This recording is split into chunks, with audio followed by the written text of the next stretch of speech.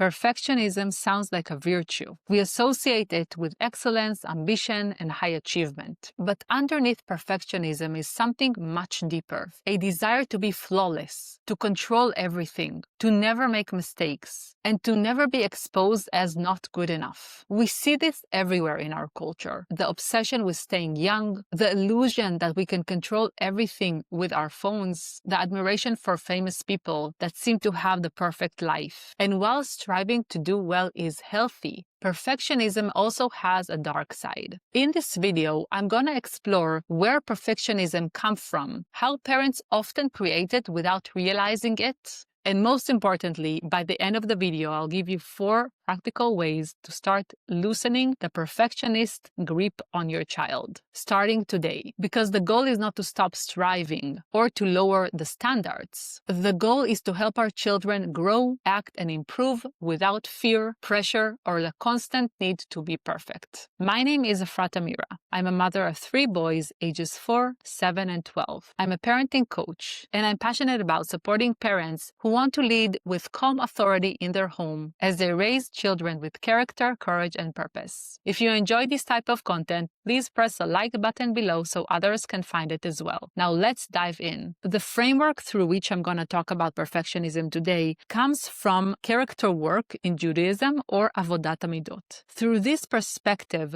we are all born with different character traits. Some of them are stronger than others, and some character traits, if you don't work on them, can have a negative impact over our life. So the character trait that I'm going to talk about today is perfectionism. This video is going to be based on this book by Lior Engelman, which is called Making Yourself: A Journey in Character Development. Okay, so where does perfectionism come from? Perfectionism comes from a deep desire we all have inside to be perfect, to be whole. We see this all over in our society. We have an obsession to stay young.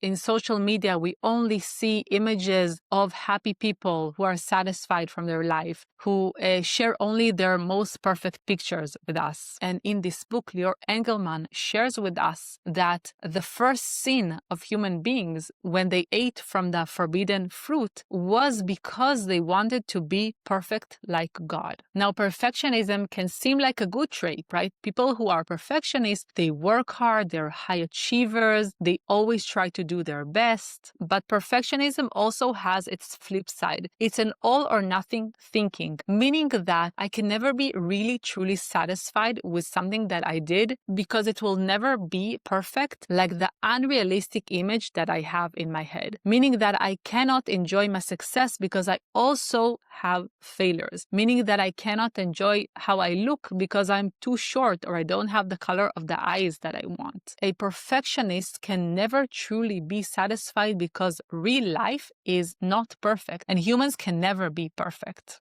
Hey guys, I wanted to invite you to my free online workshop on January 14th at 12 p.m. Eastern Time. This workshop was born out of many questions that I have been asking as a parent myself and questions that I've been asking about the principles by which I was guiding the parents that I coached as a parenting coach. Some of those questions were, what is our role as parents in our children's lives? What is the nature of childhood? What is the meaning of being a parent? What is the purpose of all this? Instead of going back to psychological books, what I did is I started to look at different books that come from ancient wisdom, whether it was philosophy books or religious books. And I found really interesting answers for these questions. And some of these answers I'm going to present to you in this workshop that I'm calling Raising Leaders. If you want to sign up to the workshop, I would love to see you there. You can find the link in the show notes below, or you can go to www.efratamira.com/raisingleaders. If you have any questions, let me know in the comments below.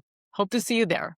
Now, as parents, we sometimes unintentionally create this perfectionistic trait within our children. And this can be amplified because sometimes our children are born with a tendency to be perfectionists. Now, how do we do this as parents? We do this, first of all, by not sharing with our children the mistakes and the failures that we made, by not sharing them that we are human as well. We do this by trying to be perfect parents and do everything and always say the right thing and always do the right thing and not just being authentic with them and show them who we truly are. We do this by praising their achievements, their rewards, their accolades, and having an atmosphere in the home where nobody ever makes mistakes and nobody ever fails. Another way that we can put that pressure to become perfectionists on our children is when we have big dreams and big goals for them. We have huge ambitions for our children. Those ambitions can be something that came from our childhood and that we didn't get, and we want our children to have that. It comes from a very well-intentioned place. But the thing is that it can put a lot of pressure on our children. It can make them want to please us because our children naturally want to make us happy, and they will feel like if they only get this right for us, then we will love them. All these things create an atmosphere of conditional love, meaning that a child starts to believe that if he says the right thing and does the right thing and always gets good results, then his parents love and accept him. Now, this perfectionistic trait can seem from the outside as something good because we see our children working hard and trying to achieve and putting their all into something that they do. But we need to ask ourselves, what is the mental price that they're paying? Where is this coming from? Is this coming from them trying to please us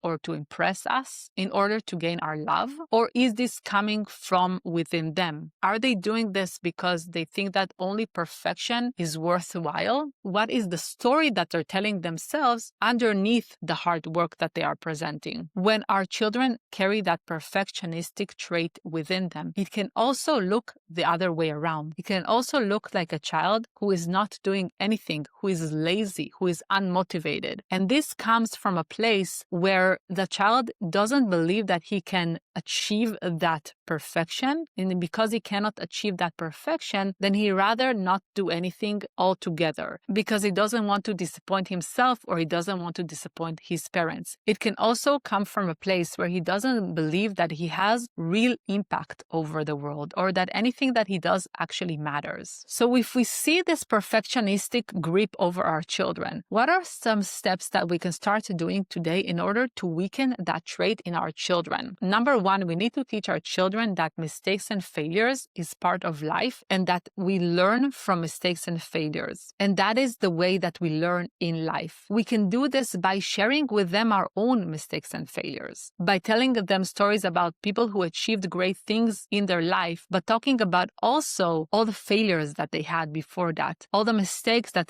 they did along the way. The second way is to stop being perfect parents and accept that we are only good enough parents. We need to be authentic in front of our children and we need to show them that we also mess up. And if we did mess up, we can always go and apologize and show them that we're only human. The third way is that we need to praise their effort and not the achievement. We need to tell them things like, I see how hard you're working on this. I appreciate you putting all your effort in this. And the fourth way is that we need to teach our children to take imperfect action in their life.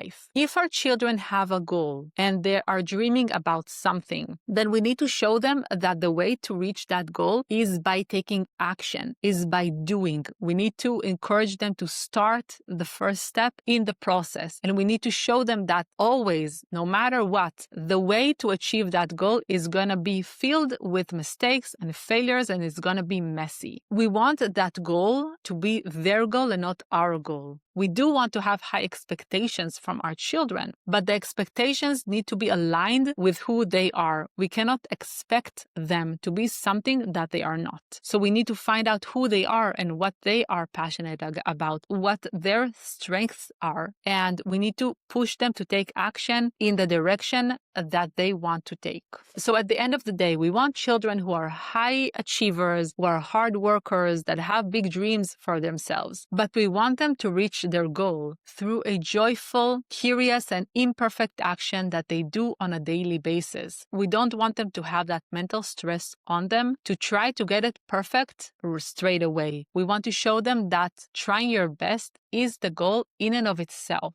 Let me know in the comments below, what is one practical thing that you can do today in order to help your children loosen the grip of perfectionism on them? If you want to understand the deeper idea behind this character work, check out another video where I talk about how we guide our children's behavior using this framework of character work. You can find it right here.